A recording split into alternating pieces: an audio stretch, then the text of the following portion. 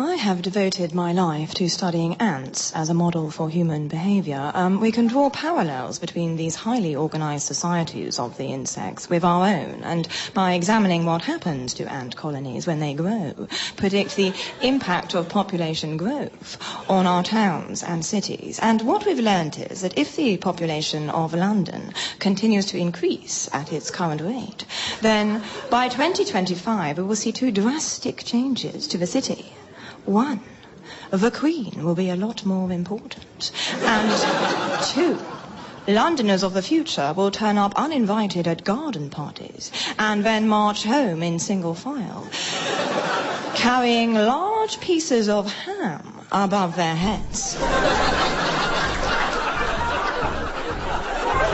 Talking and Not Talking with Laura Solon.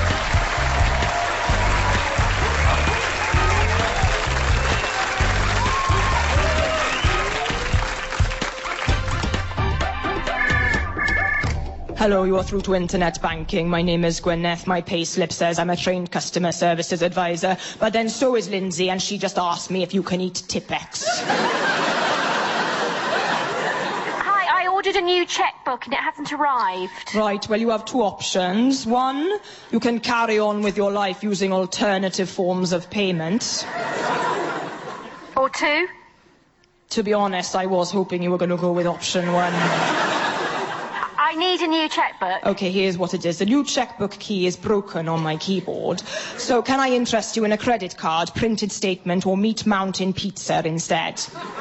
You have a button for a Meat Mountain pizza? Technically, it's a speed dial. My name is Fiona Williams. Can you just look on my account and tell me if a new checkbook has been dispatched or not? Fiona Williams. Yes, your checkbook has been dispatched. You've received it, and it's on your kitchen table next to a copy of Good Housekeeping underneath your cat, Bobbin. What? I don't have a cat. Are you sure? Because they are very sneaky creatures. I wouldn't be surprised if there's one sitting behind you right now. Just when is the checkbook arriving? Listen, if a tree falls down in a wood and it hits your checkbook and nobody hears or sees it, even if it has been dispatched, just pay on card. I want to speak to someone else. Me too. Bye-bye then. Thanks for your call. If your dog misbehaves, hit him with a rolled-up newspaper. Mine still sometimes risks misbehaviour Monday to Friday, but thanks to the supplements, not at the weekends.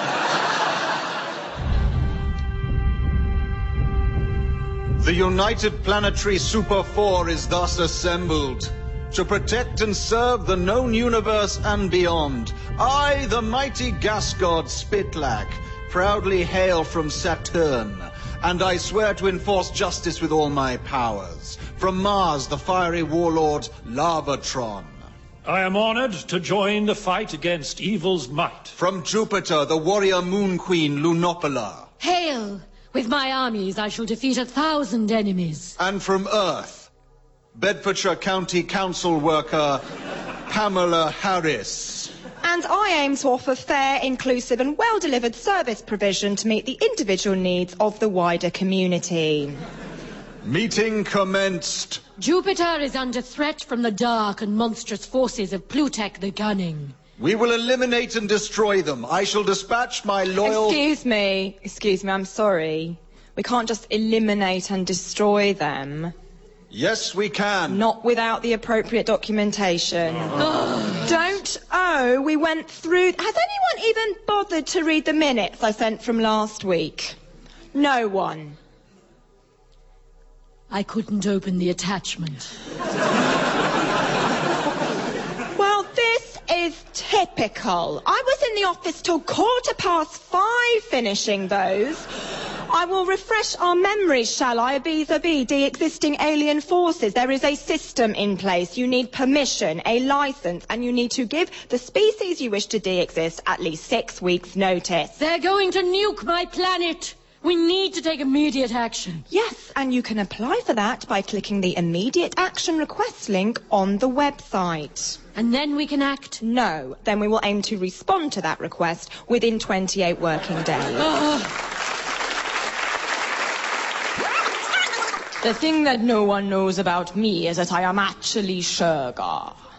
I know I don't look like him, but I am, all right, listen.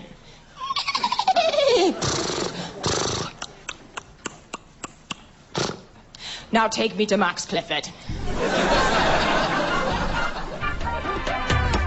I'm just going to get coffee. Do you want one? Like a virgin. Touched and got coffee for the very first time. What? Oh, have I not told you? Sorry. VX News re yours truly. Madonna, HRH Queen of Pop, is going to adopt me. Adopt you? Yes, I was playing online Tetris against my old foe, jinglong58 at hotmail.com, when my phone goes, "Hello, it's Hattie. I'm Madonna's people. How would you feel about calling the Magster the Mumster?" Oh, I feel I'd ruddy love it. Well, Coolio, I'll Facebook you or something, LOL. But doesn't Madonna usually adopt children from Africa? Yes, but that's the point, yeah? She's been there, done that. She's all about reinvention, and what better way than to immaculately conceive a 44-year-old financial advisor with full beard who, if he's honest, is more of a Tina Turner man. Stick that up your front page, Heat magazine. Or stick that up your Richard's winding you up? Oh. It's difficult to find a holiday the whole family can enjoy because my son is 9, my daughter is 14, and my husband and I are swingers. Thank you, Class 4C, for that. And next up, I'm very happy to welcome Carol Price, former pupil and successful entrepreneur. It's just entrepreneur, actually. Former pupil and entrepreneur to tell you all about her business life. Thank you, Mr. Davis. Some people are born great. Some people achieve greatness. And I am Carol. Hello. In the 3 years since I've been divorced, but also really fine, I founded over 21 different businesses, and here are some of the things I have learned. 1, never start a business with your own money, especially if the money was your divorce settlement and the business was shower-proof jigsaws. 2, there's no point trying to reinvent the wheel, as I discovered last year when I tried to launch the tourney round onto the car and bike market. 3, be prepared to learn from your mistakes. At 6 stone, my 428 colour biro was too heavy for the average pen user. Dogs die in hot cars, but they also died in my electric dog jacuzzi. The pooch piscine. And finally, very few people want to buy jewellery made out of skin. I had to learn that one the hard way. Twice. I think I was always quite precocious as a child. While the other babies were being fed formula, I was eating hummus. While they were struggling with Peter and Jane, I was perusing The Guardian. And by the time my parents moved house to put us bang in the catchment area for the local primary, they found that I'd already taken matters into my own hands by buying up and converting an old jam factory in the same street and applying for a place on the school's board of governors. Well, that's not a pretty sight. How did he die, Sarge? Pathologist said he can't be sure till the lab results come back. Sir, I do declare. Sorry, who the hell are they? Sir, pleased to introduce myself. My name is Charlotte Dunn, I do declare, and this is my younger sister, Kitty, upon my countenance. Most delighted. Our father is a man of modest fortune, some 300 a year, and as we do not place our faith in the regular positionment of full stops, I will simply continue in my sentence and say that, like many girls of our age and fortune, we are in desperate want of a marriage. But, unlike other girls, that was not a full stop, merely a conversational hiatus. It is a truth not universally acknowledged that there is a stargate in our 19th century manor house through which we may travel to and fro pursuing suitors in parallel worlds. What? We're time-travelling single ladies from the 19th century. Isn't that a bit far-fetched? We also solve crime. Kitty! Please forgive my sister's impertinent indiscretions. She hath paid regard to Rosemary and Thyme during our season in 1998. And it has given her all manner of strange disports. So, sir, what is to be your education on this most pressing of all concerns? Sorry, what? Do you want to marry me? Then your friend can marry Kitty. Whoa. I'm 24. Can't we just start with dinner? All right, but be warned. Kitty is the youngest, so she must play the harpsichord afterwards, which will be intolerable. And we shall be forced to play a lengthy game of cards, which no one understands. Look, you know what? I've got a murderer to find, so... Well, I cannot think well of a man who sports with any women's feelings, and it will, I believe, be everywhere found that as the clergy are or not what they ought to be as with the rest of the nation. Sorry? Shove it up your bonnet, Kitty. Come on, let's try Rod Stewart's tour bus, circa 1975.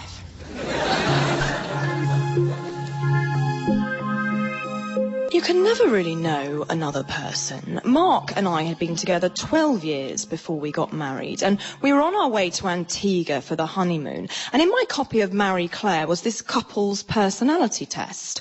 Are you really compatible? And I thought to myself, well, of course we are. We've spent nearly every day together since our first date. We've never had an argument, and we're so close. We even finish each other's, at which point Mark tapped me on the arm and said sentences. But then we did the test. You had to answer all these questions, A, B, C, or D, and then you add up your scores, and it tells you what personality type you are and whether you're suited. I answered 4 A's, 2 B's, and a C, which meant I'm a proactive go-getter, but Mark answered 6 C's, 2 D's and a Q, which meant he was either a vampire or Robert Mugabe. So I said, sorry, I can't live without sunshine or free and fair elections. I want a divorce. And he said, good, because you've got fat. When I was sacked, they told me that the final straw had been my suggestion that we follow up the success of Sunny Delight with Windy Delight. A version of the sugary fruit-based original into which we'd pumped some farts. Hello there, I'm Annabelle from across the way. Oh, hello, I'm Morris, and this is my wife, Jean. Hello, Morris and Jean. Hello. I was just walking past, and I couldn't help noticing that lining the pathway to the front door are numerous pairs of animal statues, culminating in this pair of stone hedgehogs on your front porch. Oh, yes, Herbert and Hazel. Oh, they have names. I then noticed that, and I do say this lightly, the artist has depicted the animals with costumes and props. There's a frog in a cape, a mouse with a trombone, and I think I'm right in saying that squirrel is playing golf. Harry Potter. I'm going to pretend I didn't hear that. Right, Morris, Jean, I'm now going to ask you some questions about the statues which will decide whether we shall be friends or not friends. And to be honest, I don't see this ending well. Are we ready? Morris and Jean, did God command you to gather these stone animals 2 by 2 in your front garden and then build an ark to save them from impending floods? No, but... Are they the unfortunate result of a 12-hour bender involving Anthony Gormley, Terry Nutkins and a bucket of clay? No. And last but not least, if a woman, and it's not me, were to take these creatures and store them for eternity at the bottom of the sea, would you mourn their loss and immediately replace them, or offer up a sacrifice to your lucky stars for ending the nightmare that was this pottery, grottery, non-imaginary menagerie, or as it shall henceforth be known, horrenda zoo? They're irreplaceable, so we just get the gnomes out of storage. Goodbye, Morris and Jean. Forever. What does that mean? We're not friends. It wasn't until I was 14 that my brother admitted that he'd been joking all along about peanuts having to be consumed in a suppository fashion.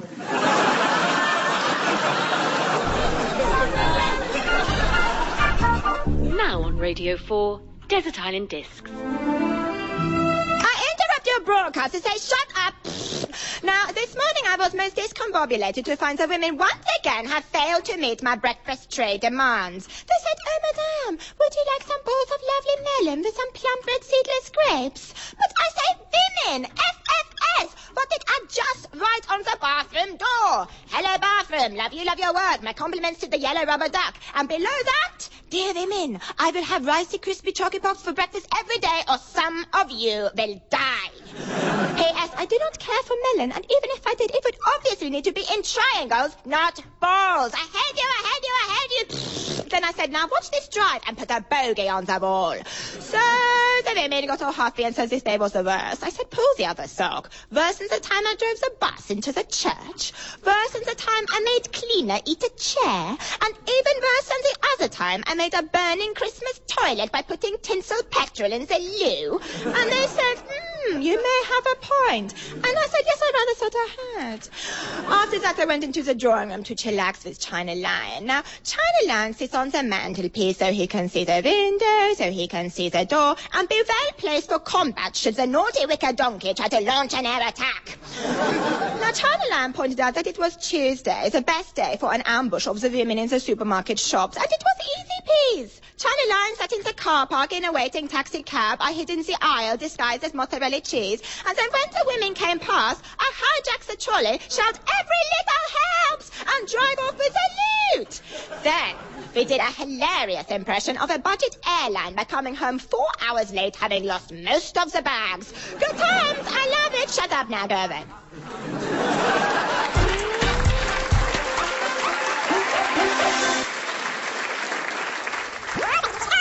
When I hear about animal testing, I get absolutely furious. But then I guess there's no other way of checking if it really is an animal otherwise. I mean, you could try asking it, are you an animal? But if it was dishonest or on the run from somewhere, it might say, no, I'm not.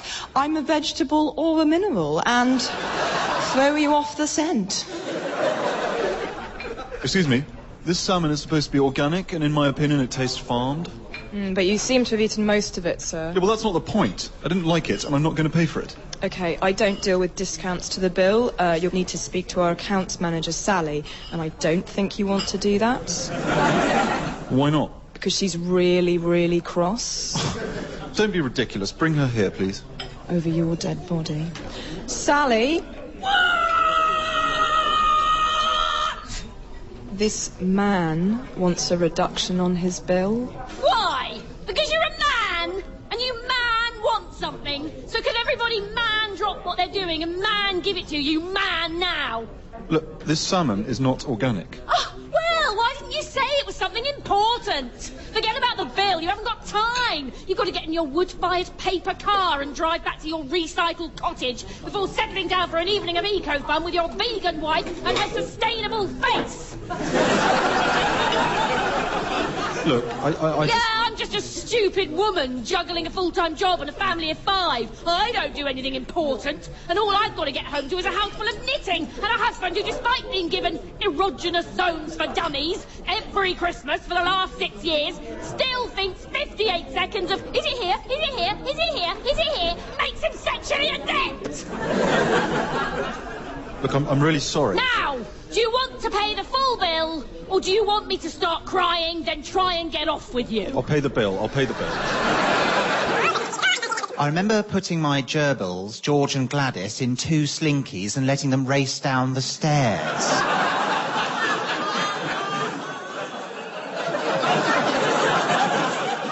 That's why you see a warning on the box now, not for use with gerbils.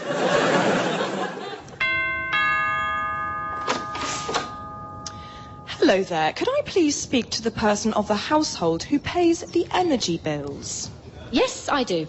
Lovely. I'm from South West Power, and I'm just going round all the homes in the neighbourhood.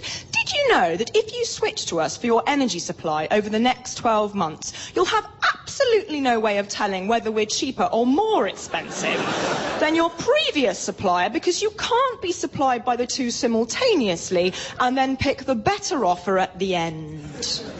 No, I suppose I didn't know that. Well, now you do!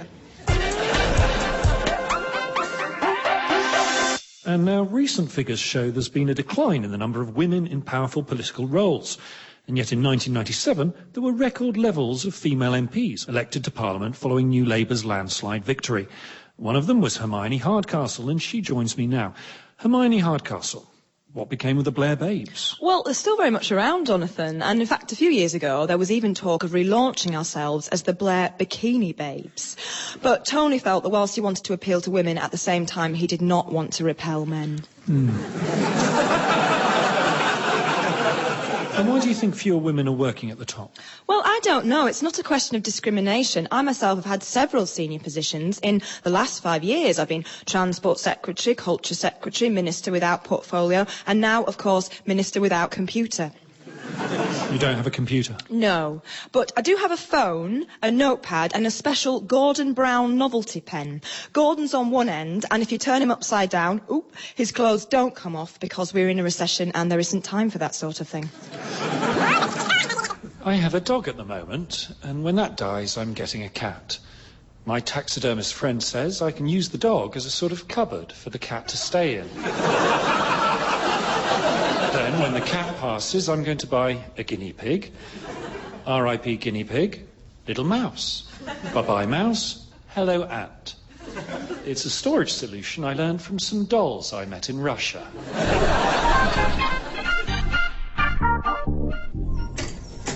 Hiya, I'm Peter from next door. Just wanted to come over and introduce myself. Oh, hello, Peter. Very nice to meet you. My name is Olga. Olga, great. And what brings you to Leighton Bassett? I had to flee my small Soviet nation because of a civil uprising. Oh, my goodness, poor you. Well, yes and no. I mean, I was a tyrant, so hello, it comes with the territory. Sorry, did you just say you were a tyrant? Yes, you know, like a dictator, but with less mercy and more crocodiles. What did you need the crocodiles for? What do you not need crocodiles for, Peter? They are a multi-purpose tyrant accessory. I even had two in my royal palace. Oh, they were called Snippy and Snappy. And I would say to the masses, one of them tells the truth and the other always lies. But it doesn't really matter because they will both shred you to death. Well, I suppose me and the wife better take care to stay on the right side of you then. Yes, Peter. Because I would hate for anyone to wake up and be dead. I'm just having a laugh, Peter. Your face. But seriously, move your car from across my drive or the following people will be eaten by illegally imported crocodiles. You, your wife, that is all. Good day. My parents were very frank in telling me from an early age that I was adopted. It was only when I turned 27 that they told me they had, in fact, been lying. And consequently, my 6-year search for my birth parents had been a total waste of time. I always find that life is full of surprises. For instance, I had my handwriting analysed a couple of years ago. The long Y's mean that I'm confident and outgoing, and the smiley faces I dot my I's with mean I am lucky to have friends. But I always thought I was a valuable resource in my firm. So when they brought in a consultancy firm to look for ways to cut staff costs, I was like, thank God I'm brilliant, high five. But this consultant woman called Britiain followed me round for 2 weeks, noting down everything I do in the day and the time I take to do it. And it turns out I'm not brilliant at all. I only spend 4% of my time doing actual work and 96% either eating salad, talking about eating salad, or looking at pictures on www.fatdogsincostumes.com/Elizabethan era. I guess my career as a skydiving instructor really came to an end when I told a first-time jumper that he didn't need a parachute because his hair was so big it would cushion his landing. And he believed me. Ah, Caroline, wait. Claire, why aren't you in the office? I will be. I just wanted to tell you something before you got home. What? Okay, you know that feeling where something somewhere has gone horribly wrong, but you're not sure what? Yes. Well, I've got that feeling, only I am sure what it is. You know how you asked me to do 2 things? Take your mother to the doctor and put your green bin out for the recycling? Yes. Put it this way, Dr. Simmons says there's nothing wrong with your old newspapers, their blood pressure is fine. Well, worst case scenario, Chinese landfill. Best case scenario, she's been melted down and turned into another mum. My mother was a cat person. She used to sit for hours in front of the fire looking cross whilst licking her own bum.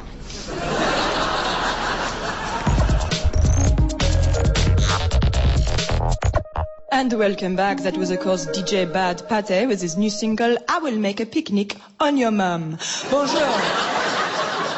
You are listening to Paris Chat. My name is Sandrine, and my guest this week is French filmmaker Patrice Canard. His new film, Nobody Knows What the Hell This Is About 4, is out this week, and already critics are calling it the best French film since Nobody Knows What the Hell This Is About 3. Patrice. Salut. You have made 25 films in a career spanning 3 decades, and the theme is always the same. Nobody knows what the hell is going on. What is it that your films are trying to say? Well, Sandrine, I've spent some time in Hollywood where everyone will tell you that to have a successful film, you must have a great plot, good characters, interesting dialogue, and lots of surprises along the way. So I suppose by making 25 films where nobody knows what the hell is going on, I am saying I am French and I'm really, really great. So would you say that you are more really great than the Americans? The Frenchmen wear bikini pants on the beach and love it. Are French women required by law to look disgusted and cross? And so if we are more really great than the Americans, and Americans originally came from England, then surely we are also more really great than all of the people of England. Yes, it is so obvious it wears a trouser. Now I have Richard Gibbons, the head of Visit England, on the phone right now. Richard, we won't visit England because we hate it. What are your inferior thoughts on this topic? Oh, well, look, the whole thing is ridiculous and xenophobic. To say that one nation is better than And I'm going to have to hang up on you there, Richard. Because you are so boring that my retinas cannot be bothered to process the incoming light, and I have gone blind. Next up, it is Cédric Dupois with his new #1 single, I Don't Believe in a Thing Called Mouthwash.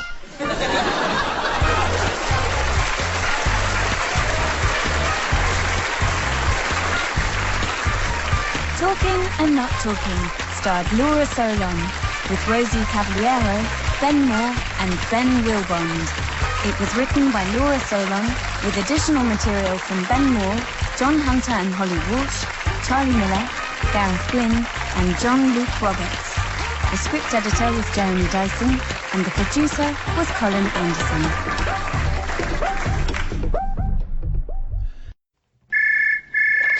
Hello, you are through to Gwyneth in customer services. How may I help you? Although I would like to state at this point that history informs us I probably can't.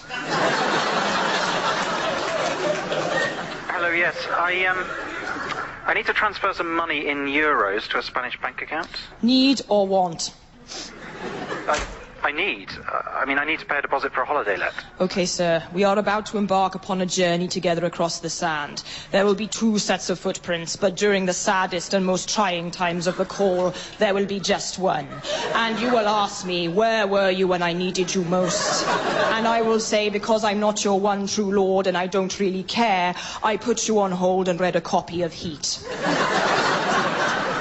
This is completely unprofessional. I know. The worst thing is they hired me for my people skills. It was the only thing on my CV apart from smoking. Look, if you can't help me, please put me through to somebody who can. I would, but I don't have Father Christmas's number. But hang on. This was fun. Thanks for your call. Talking and Not Talking with Laura Solon.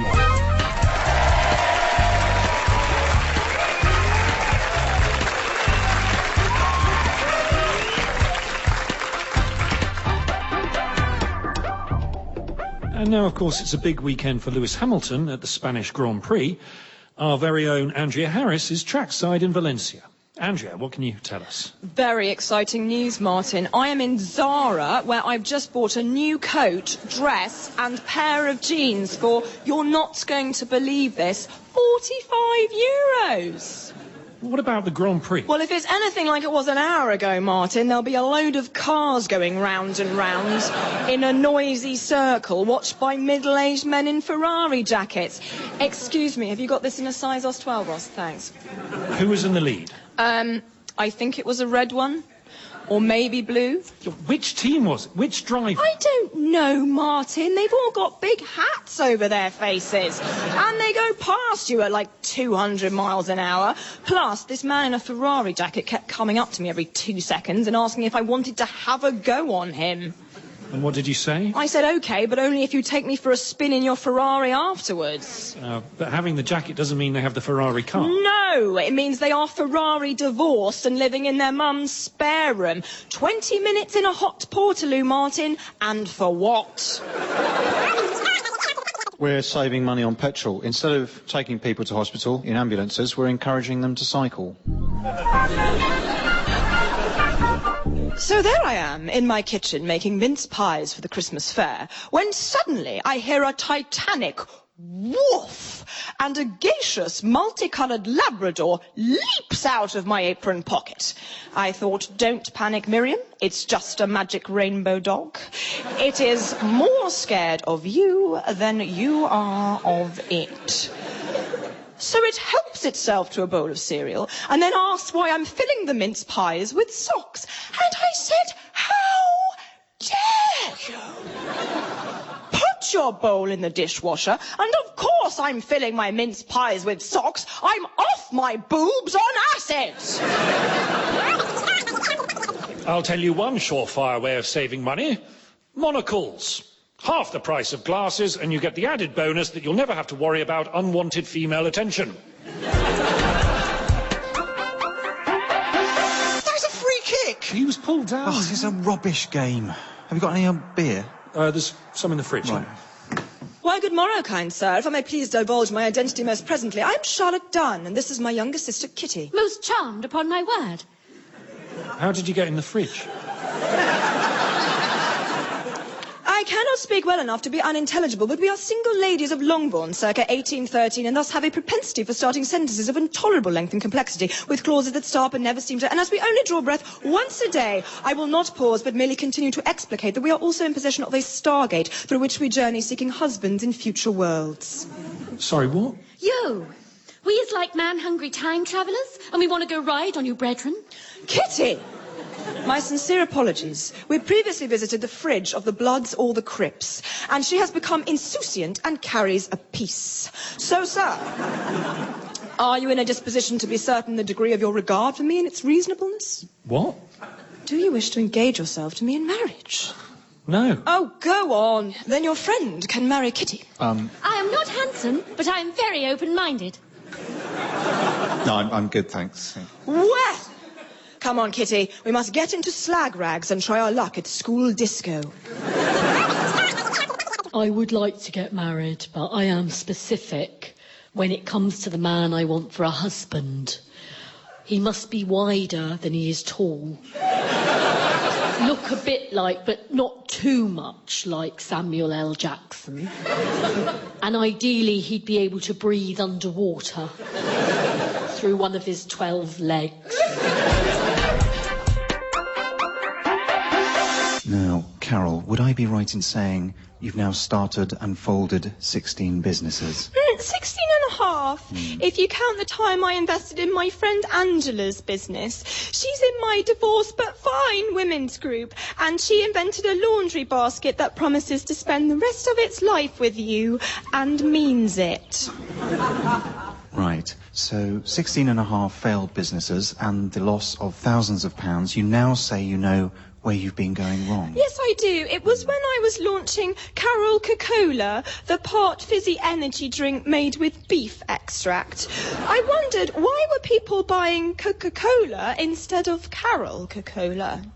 Something to do with it tasting of meat?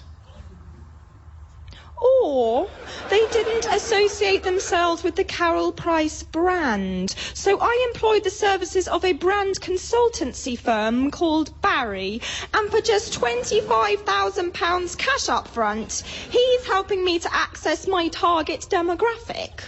And who are the target demographic? People with money who buy stuff.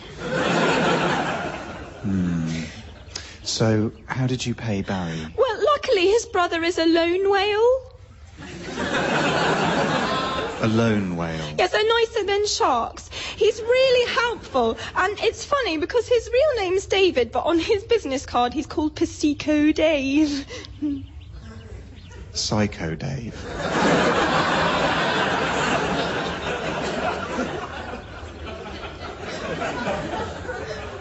Oh, yeah.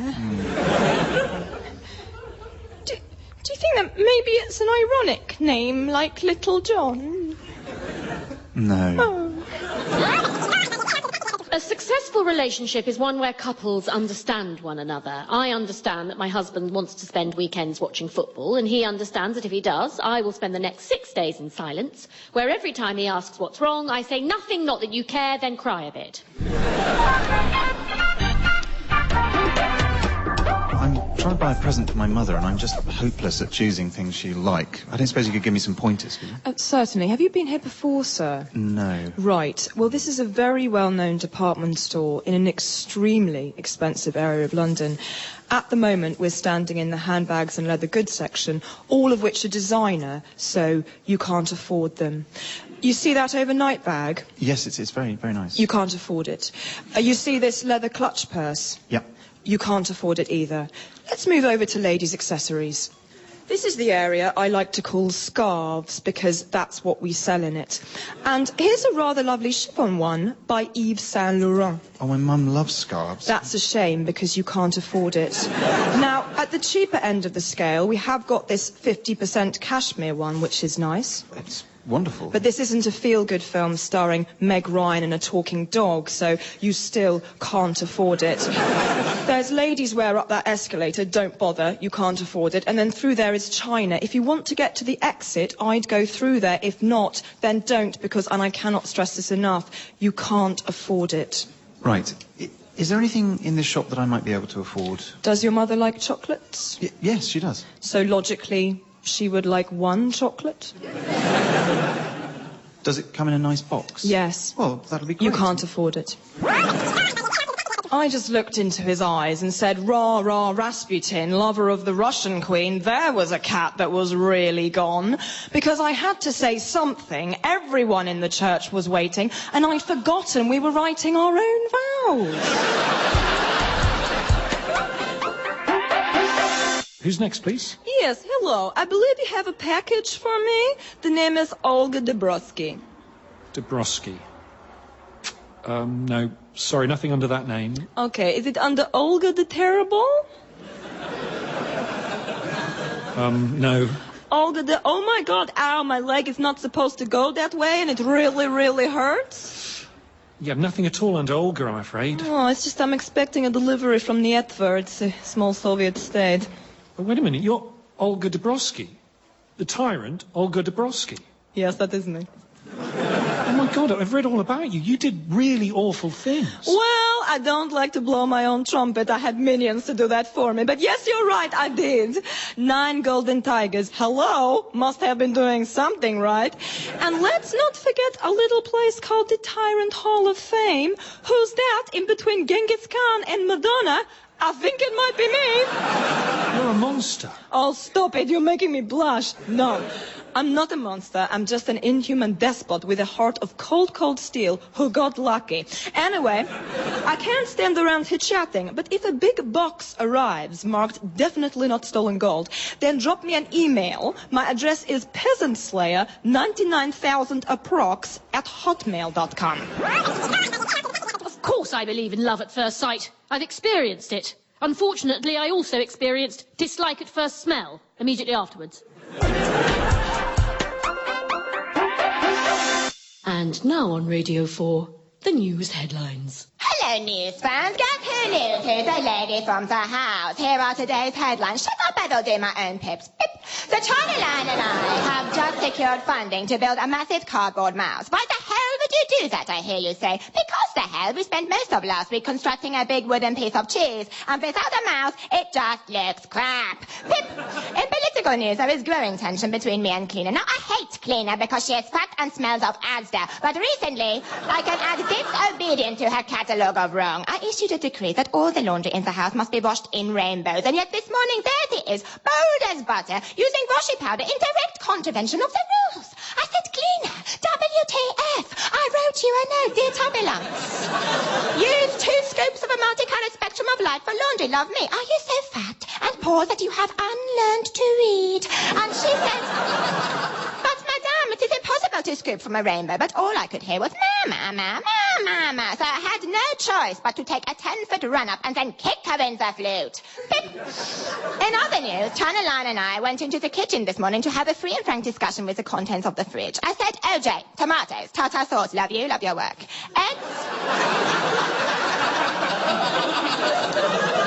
Eggs, mayo, quiche Lorraine, is this really the best we can do? Pull your socks up or I will smear you on the rug. Then I ran around the garden singing moopig.com until it was time to go to bed. Good times, I love it.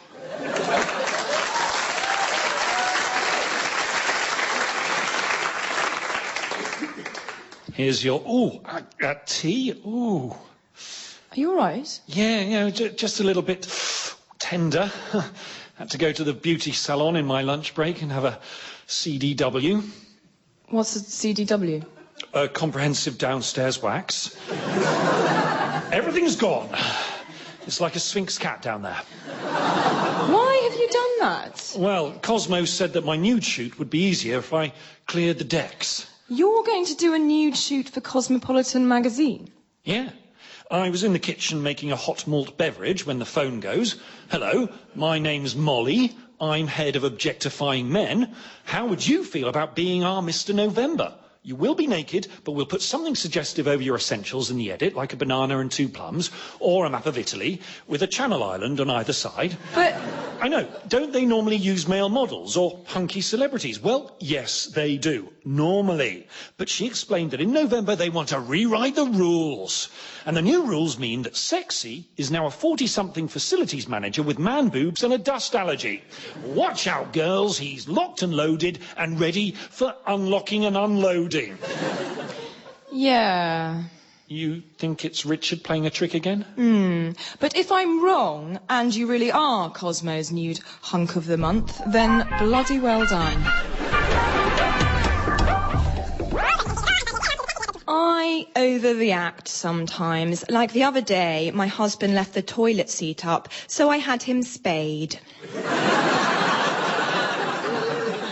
And now it's a slow news week, so it's over to Claire Richard, our slow news correspondent. Claire, where are you? What can you tell us? And should we really even bother?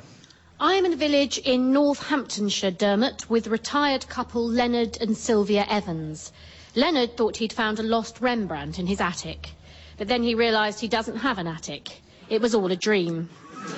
In other news, Sylvia's sister Alice washed her new cardigan this morning, and it's gone bobbly.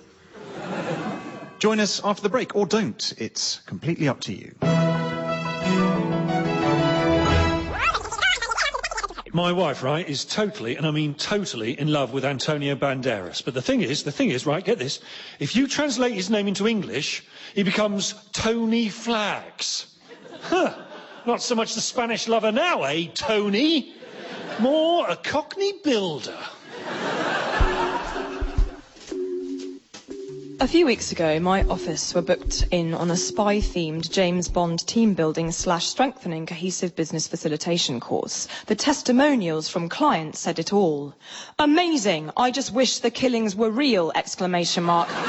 Derek from Leeds. Thank you, Spy Train. You helped me get over my fear of standing with other people in a field. Dean from Dean's mum's house. Happy 60th, Dad. Oh, sorry, I thought this was a card. Ian from Kent. 2 days later, we arrive at Spy Train HQ just outside Bracknell. Like professional spies, we'd been instructed to wear casual clothing and comfortable shoes. A lady called Sandra was our course leader. We do things a bit differently round here, she proclaimed, giving everyone a fun hat, before asking for a hostage volunteer. The next 3 hours were spent trying to rescue Maureen from accounts from some Russian dissidents, who were so dissident they came from Reading and were called Norman and Dave. Whilst Maureen bored them with her story about the time she nearly met Robert De Niro in A Little Chef but didn't because it wasn't actually him, we received the necessary spy training to get her out. We learned methods of room entry by opening and closing doors, and then spent 20 minutes in the helicopter simulator, which involved sitting in a cardboard box while Sandra span around making chipper-chipper noises to simulate blades.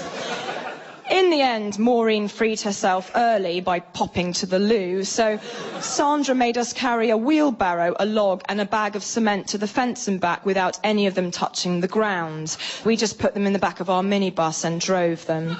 In the end, we all left having learnt there's no I in team, but there's some in seriously, Sandra, that was £99 per person plus VAT. And to paraphrase Dr. Samuel Johnson, when you're tired of Bracknell, you've just got there.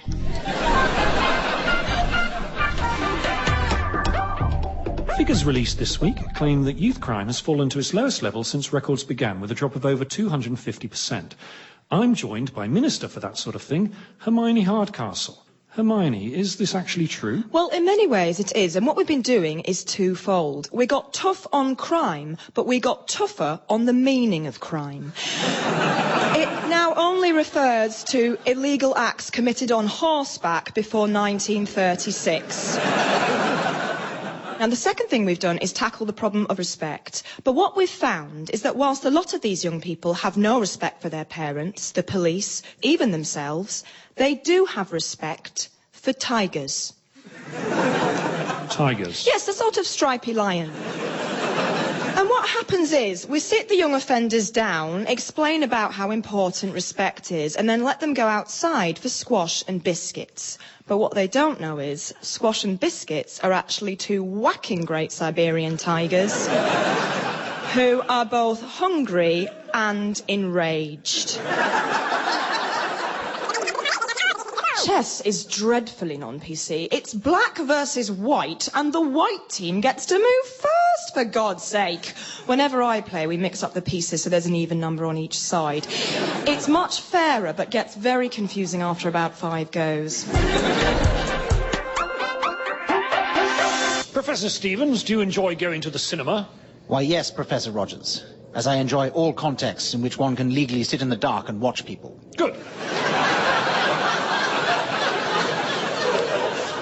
Because there are 2 films showing this evening that I'd be rather keen to see. One is a 5-hour Japanese art house documentary about dishonour and shame, and the other is a romantic-ish thriller called Loads of Pretty Women Kissing. Well, my immediate response is that whilst it would be absorbing and illuminating to watch a 5-hour Japanese art house piece on dishonour and shame, we would probably experience actual dishonour and shame after watching Loads of Pretty Women Kissing. Yes, that's true. We're at a crossroads. Perhaps we should flip a coin. Or you could pick a number between 1 and 3. If it's higher than 5, we go Japanese, but if it's between 1 and 3... I pick 2. I had a toy beauty salon head with hair you could style. It came with blue and green eyeshadow, but only one shade of blusher. I still go back to it from time to time. You get a much more even look than you do with an embalmed head.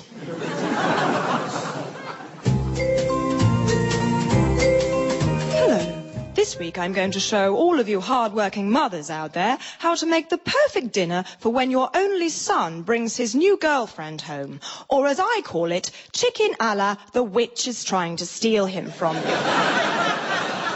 Now, first things first, chop a large white onion and rub it into your eyes for as long as you can. Then when they arrive and your son asks, is anything the matter, you can say it's nothing with the just love me 'cause I'm brilliant face that Kate Winslet did on Parkinson.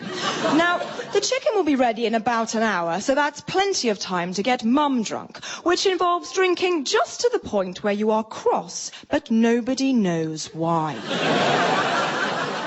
A box of oaky Chardonnay warmed to room temperature is a good place to start. This means that when the girlfriend offers to help, you can say, I'm perfectly capable, thank you, in a voice which makes a sheep on a farm 6 miles down the road give birth to a 2-headed snake. Now serve the girlfriend a large helping, remarking she looks like she has a healthy appetite. This will ensure that she doesn't finish it, queuing you up for the classic, "Don't you like my food? What a shame, it's just I've been cooking since dawn."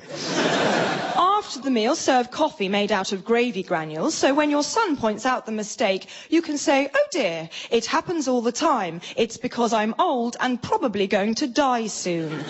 Pause, sniff, look to the middle distance. On my own. Then, when your son goes to the loo, show the girl whose name you can't be bothered to learn your grandmother's locket in which you've placed a picture of his previous girlfriend. Tell her she was like a daughter to you, only closer, before clutching it to your chest and singing a few bars of "I will always love you" as you bid them goodnight. I tried explaining that with clothes, I just never know what's meant to be in and what's meant to be out. But he still arrested me for indecent exposure. Unbelievable. Once again, the United Planetary Super Summit is assembled. To protect and serve the known universe and beyond, our word is galactic law. I, Spitlak, have journeyed from the ringed realm of Saturn. I, King Lavatron, have travelled from the fiery orb of Mars. I, Queen Lunopola, bring greetings from Jupiter and its many moons. And I, Bedfordshire County Council worker Pamela Harris, have come from a seminar on traffic bollards in Stevenage. Summit representatives. After 5 years of careful and intensive preparations, calculations and research, the Sun is finally in the correct alignment for Mexos 5 to forge a gravitational alliance with Mexos 4 and annex their two worlds as one. They ask for our blessing to proceed. Mars has no objections. Jupiter concurs. It's a no from Bedfordshire, I'm afraid. But you said you approved the union. And I do, but I also approve of a little PDF document called Planetary Annex Alliance, the New Builds Procedure, which is available for download on the planning homepage. Every time. You can poo-poo it all you like, but if we did not have strong policy and procedures to follow, then a lot of our employees would have very little to do in the day. So I will refer you to section SEB 5II paragraph 4, which states very clearly that no consent or permission may be granted to those applications which fail to meet the standards laid out in section SEB 4AW, which requires all applications to comply with the application criteria as detailed in the Customer Service Charter. I.e.? I.e., you have to fill out the form in black ink. Looks like black ink to me. Well, I held it up to a Dulux colour swatch, and it's definitely navy or midnight blue. So, the application has been invoided, and they will just have to wait for the sun to come around again in another 64,000 years. However, it's not all doom and gloom. They've won a bronze rosette for their waste management services, so they don't go home empty-handed. Susan had only really been in for a day to have the cyst removed. The doorbell went, and this tall woman with painted fingernails stood there. She said, "Mr. Collins." I said, "Yes." She said, "The hospital sent me. I'm your courtesy wife." And that was, of course, Johnny Dupont with his new song, "My Heart is Heavy and Full, like the goose we will shortly kill for pâté." Bonjour, my name is Sandrine. You are listening to Paris Chat. My guest this week is fashion designer Jean-Luc Debanque. He has just come back from a 6-month stay in Africa, where he was working with the organization Pantalons Sans Frontières. Jean-Luc. Merci, Sandrine. Yes, I spent 6 months in Pantalons Sans Frontières, traveling up the west coast of Africa through many villages and tribes deprived of basic fashionable trousers.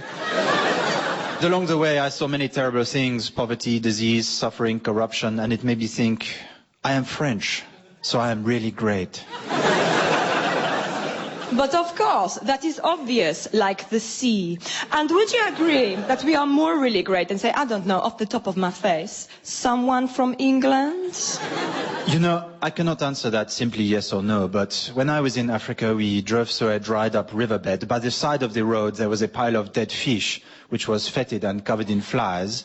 Then a monkey with the Ebola virus came along. He ate the whole thing, and 5 minutes later he exploded into a liquid puddle of rotting fishy monkey goop. And I tell you something for sure. If you took that goop and kept it in a bucket for 2 weeks by hot radiator, it would still be better than the people from England.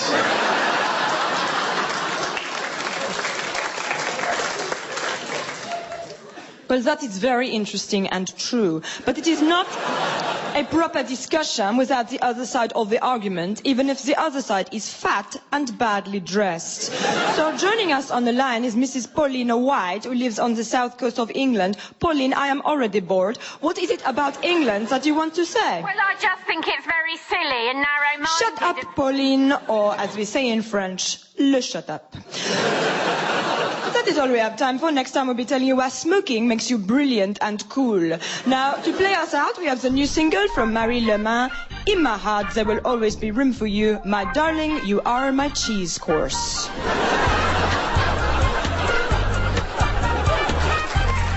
Talking and Not Talking starred Laura Solon with Rosie Cavaliero, Ben Moor and Ben Willbond. It was written by Laura Solon with additional material from Ben Moor, John Hunter and Holly Walsh, Charlie Miller and John Luke Roberts. The script editor was Jeremy Dyson and the producer was Colin Anderson.